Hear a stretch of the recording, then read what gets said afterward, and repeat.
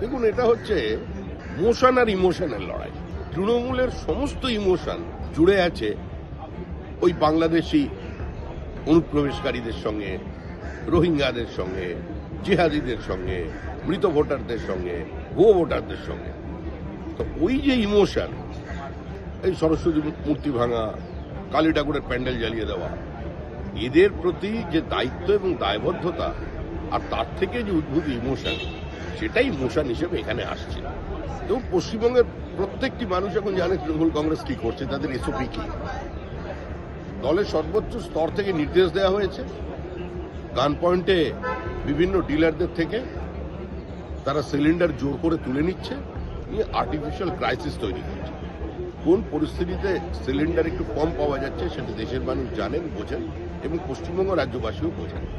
তবে তৃণমূলের এই প্রচেষ্টা অনবদ্য, আর বিরোধীদের তো অন্য কোনো কাজকর্ম নেই।